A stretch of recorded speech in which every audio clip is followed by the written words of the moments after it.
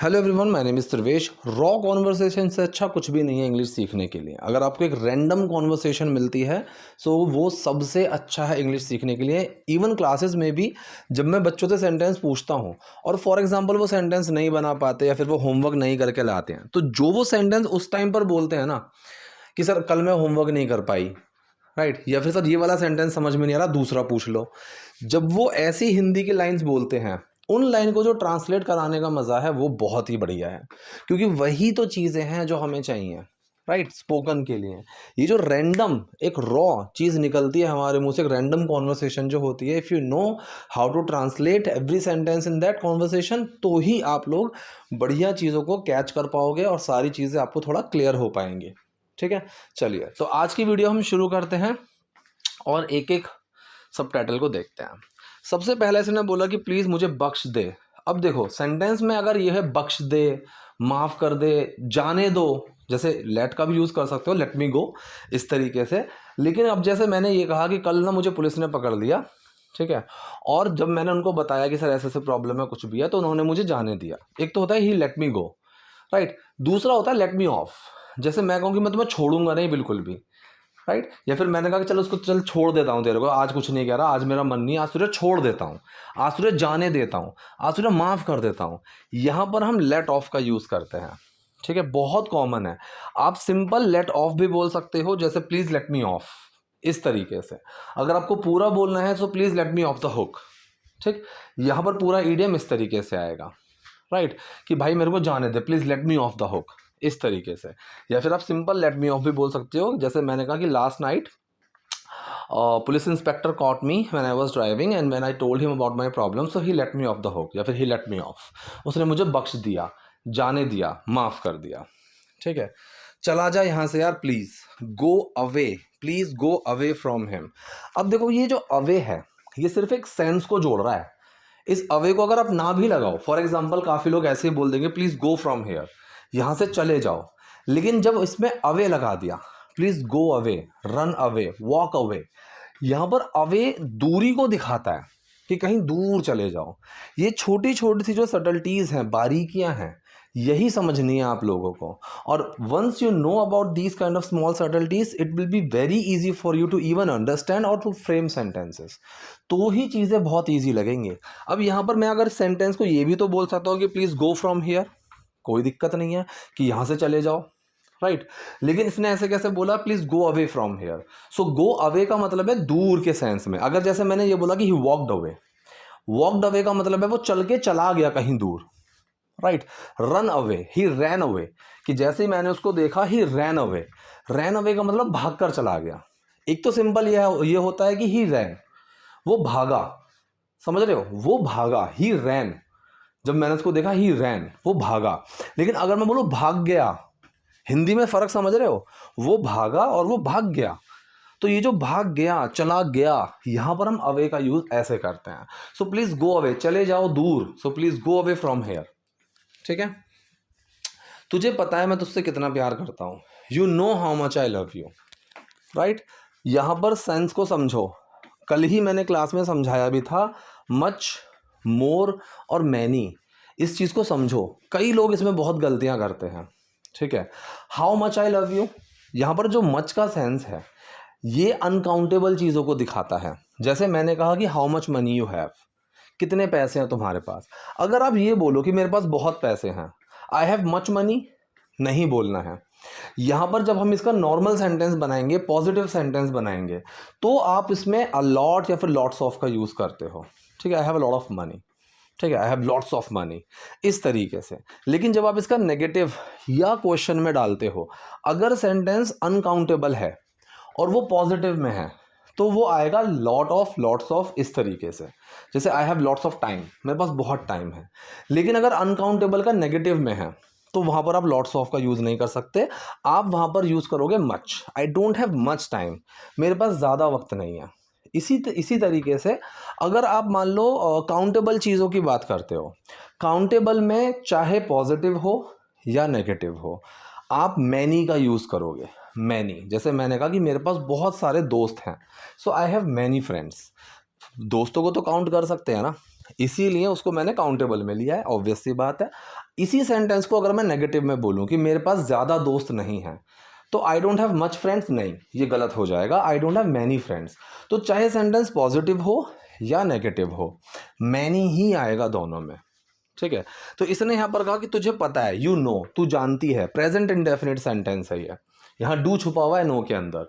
You know, तुझे पता है, how much I love you. अब यहाँ पर इसने हाउ मच, कितना प्यार करता हूँ मैं तुझसे। अगर मान लो यहाँ पर सेंटेंस में क्वेश्चन हो कि मैं तुमसे कितना प्यार करता हूँ बताओ, अगर क्वेश्चन हो, so how much do I love you, यहाँ पर डू बाहर निकल कर आ जाएगा, क्योंकि यहाँ पर हाउ मच बन जाएगा WH वर्ड क्वेश्चन वाला। अभी ये क्वेश्चन नहीं पूछ रहा है, ये बता रहा है क्या, तुझे पता है मैं तुझसे कितना प्यार करता हूँ, so you know how much I love you, ठीक है। इसने बोला कि मैं भी तुझसे बहुत प्यार करती थी, ठीक है। इस सेंटेंस को हम 3 तरीके से बना सकते हैं। आई also loved you very much, ठीक है, आई also loved you very much, मैंने भी तुझसे बहुत ज़्यादा प्यार किया था, राइट। या फिर आप यहाँ पर यूज टू का इस्तेमाल कर सकते हो कि I use to love you a lot, या फिर I use to love you very much. Very much को आप पॉजिटिव में लगा सकते हो, ठीक है। So I use to love you very much, मैं भी तुझसे बहुत प्यार किया करती थी। या फिर आप यहाँ पर वुड का इस्तेमाल भी कर सकते हो, आई वुड लव यू। यहाँ पर वुड थोड़ा सा कंफ्यूज कर सकता है, क्यों, क्योंकि वुड से आप सेंटेंस को ओपन मत किया करो, ठीक है। जैसे यूज टू वाला सेंटेंस है, फॉर एग्जाम्पल मैंने ये कहा कि जब मैं मुंबई में रहता था तो मैं हर संडे चर्च जाया करता था, ठीक है। इसमें 2 सेंटेंसेस हैं, एक दिखा रहा है एक जनरल कॉन्टिन्यूटी को, चाहे मंडे हो, ट्यूसडे हो, वेंसडे हो, जब मैं मुंबई में रहता था तो मैं मुंबई में ही रहता था, ये ऑब्वियस सी बात है, ठीक है। तो सेंटेंस कैसे बनेगा, सेंटेंस बनेगा जैसे मैंने कहा कि when I used to live in Mumbai, when I used to live in Mumbai, जब मैं मुंबई में रहता था, ठीक है। I would go to the church every Sunday, so मैं हर संडे चर्च जाता था। तो वहाँ पर वुड का सेंस बनता है क्योंकि वो उसके बाद आया। तो यहाँ पर वुड दिखा रहा है कि मैं वो काम किया करता था। वुड के 12-13 यूजेस है जो मैंने पढ़ाए हुए हैं क्लास में। Would is one of the most confusing helping verb I would say, ठीक है। बहुत सारी चीज़ें आती हैं वुड के अंदर, जैसे मैंने अभी बोला आई वुड से, अब ये वुड क्यों बोला मैंने, इसके पीछे भी कहानी है, चलिए छोड़ो। तो फिलहाल यहाँ पर इसने क्या बोला, कैसे बोला, आई ऑल्सो लव्ड यू, मैंने तुझे किया था या करती थी। तो यहाँ पर सेकेंड फॉर्म भी दोनों सेंस में आती है, ठीक है। मैं खेलता था, आई प्लेड, और मैं खेला था, आई प्लेड, दोनों सेंस में इसको हम लेकर चलते हैं। So I also loved you very much, मैंने भी तुमसे बहुत प्यार किया था, लेकिन अब नहीं करती, बट नॉट एनी मोर, ठीक है। लेकिन अब वो और नहीं होगा, अब वो और नहीं हो सकता, ऐसे में एनी मोर का यूज़ किया करो। जैसे मैंने ये कहा कि मैंने उसको समझाने की बहुत कोशिश की, लेकिन अब नहीं कर सकता मैं और कोशिश। So I try to make him understand a lot but not any more, ठीक है। या फिर I don't want to argue any more, मैं अब और नहीं, ये जो अब और का सेंस आता है ना, ये एनी मोर को लेकर चलता है। मैं अब और ज़्यादा तुमसे आर्ग्यू नहीं कर सकता, I can't argue any more, right. इससे ज़्यादा अब और मैं नहीं समझा सकता, so I can't make you understand any more. मैंने 100 बार बोला है कि भाई क्लासेस में आओ, ज्वाइन करो, समझो, प्रैक्टिस करो, but I can't make you understand any more, ठीक है। चलिए, बहुत मुश्किल से मूव ऑन किया है मैंने। मूव ऑन का मतलब क्या होता है, मूव ऑन का मतलब होता है आगे बढ़ जाना।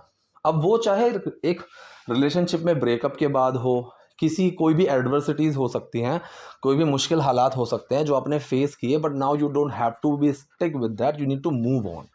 उसके साथ चिपक कर नहीं बैठना है आपको, थोड़ा उस चीज़ को इग्नोर करो, आगे बढ़ जाओ। तो ये जो आगे बढ़ने का सेंस होता है, इसको हम कहते हैं टू मूव ऑन। जैसे मैंने कहा कि वो मूव ऑन नहीं कर पा रहा है, सो मूव ऑन नहीं कर पा रहा है मतलब वो उस चीज़ से बाहर नहीं निकल पा रहा है, ठीक है। ही इज़ नॉट और she is not able to get out of it, ठीक है। या फिर गेट ओवर का भी यूज़ कर सकते हैं, late me just get over. सो गेट ओवर के 2 यूज़ होते हैं, एक तो होता है गेट ओवर विथ, और एक सिंपल गेट ओवर आता है, ठीक है। जैसे मैंने कहा let me just get over with this meeting, या फिर once I get over this mentality, या फिर we all have to get over this mentality. तो गेट ओवर के साथ अगर मैंने विद लगाया तो ये दिखाता है किसी चीज़ से फ्री होने को। जैसे मैं कोई क्लास ले रहा हूँ और मैंने आपको मैसेज किया कि once I get over with this class I will call you, ठीक है। या फिर once I get over with this class I will call you, कि एक बार मैं इस क्लास से फ्री हो जाऊँ फिर मैं तुम्हें कॉल करता हूँ, ठीक है। वंस के साथ विल लगाने की ज़रूरत नहीं है, टाइप 1 में चला जाएगा, कोई दिक्कत नहीं है। लेकिन अगर मान लो मैं ये बोलूँ कि एक बार इस मानसिकता से बाहर हम निकल ही आए, यहाँ पर टाइम नहीं है, ये कंडीशन है। So once we get over this mentality, यहाँ विद नहीं आ सकता, समझ रहे हो। Once you get over this fear of speaking, एक बार तुम इस बोलने के डर से बाहर निकलोगे तो यहाँ विद नहीं आएगा, यहाँ सिंपल गेट ओवर का यूज करेंगे। डन, चलिए। तो इसने यहां पर मूव ऑन का यूज किया, गेट ओवर का भी यूज कर सकते थे।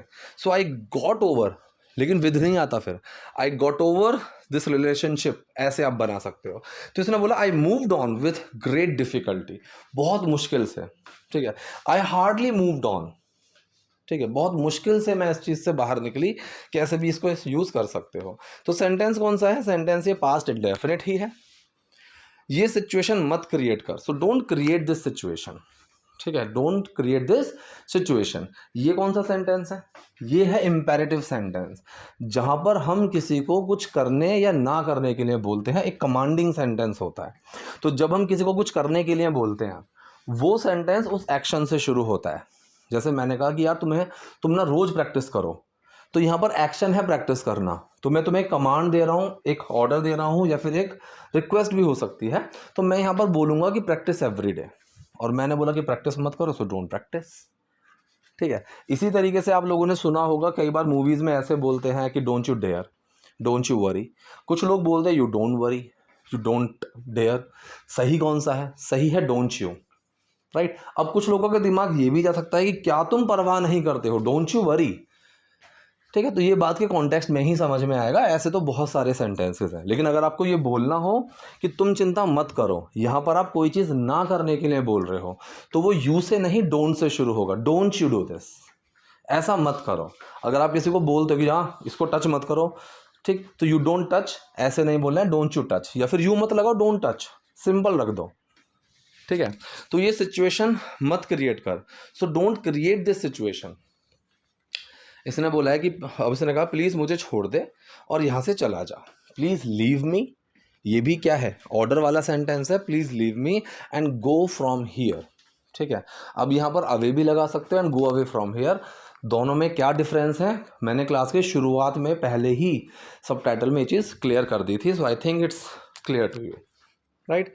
इसने बोला है कि जब तक दारू नहीं मिलेगी, क्या है, जब तक दारू नहीं मिलेगी, अच्छा ना, जब तक दारू नहीं मिलेगी ना, मैं चौकीदारी करूंगा, मैं यहीं चौकीदारी करूंगा। सो अनटिल, या फिर यहाँ पर एज लॉन्ग एज का भी यूज़ कर सकते हो, राइट। यहाँ पर आप अनलेस का भी यूज़ कर सकते हो। इसमें कई सारे छोटे छोटे से पॉइंटर्स हैं। अनटिल कायदे में अगर देखूँ, एकदम सही तरीके से देखूँ, तो यहाँ पर अनलेस आना चाहिए, ठीक है, इस तरीके से। लेकिन कोई दिक्कत नहीं है, अनटिल का भी यूज़ सही है। सो until I get alcohol, until I get, will नहीं लगाना है। कुछ लोग यहाँ पर विल लगा देंगे, अनटिल आई विल गेट। क्यों नहीं लगाना है, मैंने आपको टाइप 1 कंडीशनल सेंटेंस में ये चीज़ क्लियर की थी। ये जो का साउंड आता है ना, जब, जब भी, जब तक, जहाँ भी, जो भी, ये जो अगर फ्यूचर के सेंटेंस को दिखाता है, तो उसको आप उस पर्टिकुलर सेंटेंस को प्रेजेंट सिंपल में ही बनाओ। सो जब तक मुझे दारू नहीं मिलेगी, सो until I get alcohol, until I will get मत लगाओ, ठीक है। मैं यहीं चौकीदारी करूंगा, करता रहूंगा। आई विल कीप स्टैंडिंग गार्ड। अब चौकीदारी करना क्या होता है, टू स्टैंड गार्ड, ठीक है।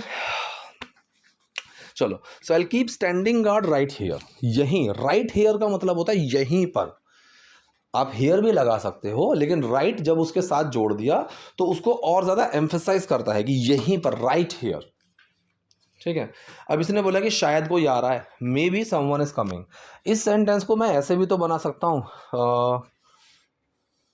Someone may be coming. क्या ये गलत होगा, बिल्कुल सही होगा, ठीक।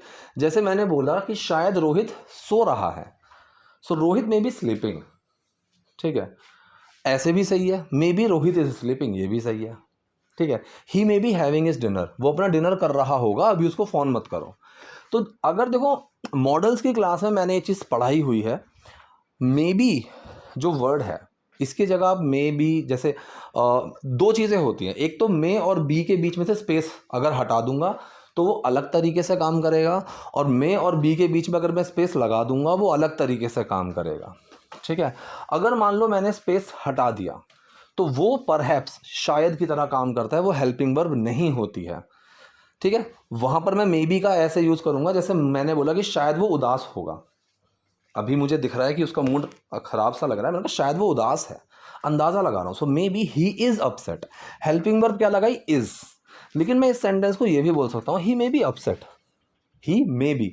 अब जब मैंने इस मे बी को हेल्पिंग वर्ब बनाया तो मे और बी के बीच में गैप आ जाएगा. अगर आप इसको लिखते हो तो यहां पर आप मे बी की जगह could be, might be, would be, इन चीज़ों का यूज़ कर सकते हो. He could be upset, he would be upset, he might be upset. और अगर आप बहुत ज़्यादा श्योर हो तो ही मस्ट बी अपसेट. तो इसमें बहुत सारे तरीके हैं इस सेंटेंस को बनाने के. मॉडल्स में मैंने चीज़ बहुत क्लियरली समझाई है.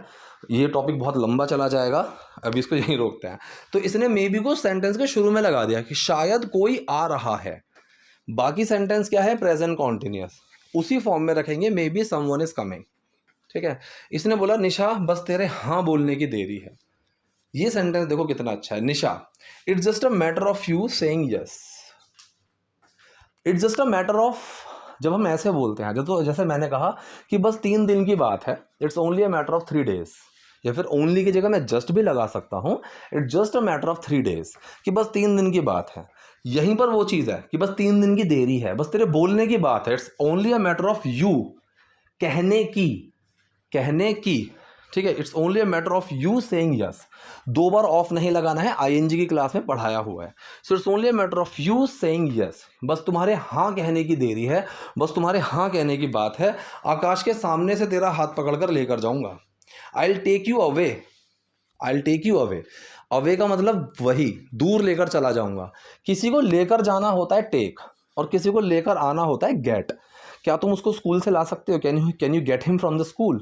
क्या तुम इसको स्कूल ले जा सकते हो? Can you take him to the school? तो लेकर जाना होता है टेक. एक और चीज़ आपको समझाई मैंने. So I will take you away, मैं तुम्हें लेकर चला जाऊंगा हाथ पकड़े हुए, कोई काम करते हुए. आप वाइल का यूज़ कर सकते हो आईएनजी के साथ. वाइल होल्डिंग योर हैंड चलेगा. और अगर एक ही सब्जेक्ट है मत लगाओ वाइल, दौड़ेगा, आईएनजी लगा दो. ये मैंने आपको आईएनजी क्लास में ही पढ़ाया था.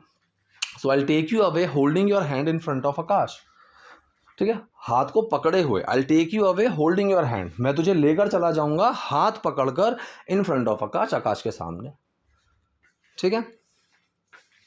क्लियर है. तो आई थिंक चीज़ें आपको क्लियर हुई होंगी. कोई डाउट, कोई क्वेरी है, so do let me in the comment section. Video पसंद है लाइक कीजिए, नए हैं लाइक सब्सक्राइब दोनों कीजिए. Thank you.